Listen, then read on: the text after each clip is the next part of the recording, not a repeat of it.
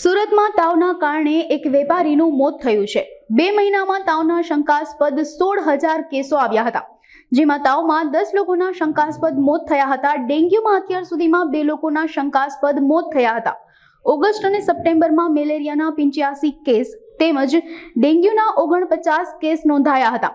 686 જેટલી ટીમો સર્વેમાં જોડાઈ હતી। ઓગસ્ટમાં 26 લાખ ઘરોમાં સર્વે કરાયો, જેમાં 66,000 ઘરોમાં બ્રીડિંગ મળી આવ્યા હતા। સપ્ટેમ્બરમાં 13 લાખ ઘરોનો સર્વે કરાયો, જેમાં 4500 જગ્યાએ બ્રીડિંગ મળી આવ્યા હતા। 2 મહિનામાં 39 લાખનો દંડ ફટકારવામાં આવ્યો હતો અને 9,000 લોકોને બ્રીડિંગ મળતા નોટિસ ફટકારવામાં આવી હતી। સુરત મહાનગરપાલિકા દ્વારા ચાલુ વર્ષે ચોમાસું જ્યારથી ચાલુ થયું ત્યારથી અત્યાર સુધી કોઈ પણ દિવસ રજા આપ્યા વગર સતત કામગીરી ચાલુ છે। અમારા 686 જેટલા સર્વેલન્સ વર્કરો રોજે રોજ હાઉસ ટુ હાઉસ સર્વે કરે છે, ઘરોની અંદર જઈ અને મચ્છરના ઉત્પત્તિ સ્થાનો શોધે છે।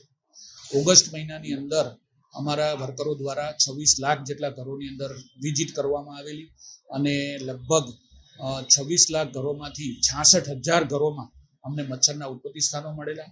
સપ્ટેમ્બર મહિનાની વાત કરું તો અત્યાર સુધીમાં અમારા દ્વારા 12 લાખ કરતાં વધારે ઘરોની અંદર સર્વે કરવામાં આવેલું છે અને એમાંથી 4,500 જેટલા મચ્છરોના ઉત્પત્તિ સ્થાનો મળ્યા છે।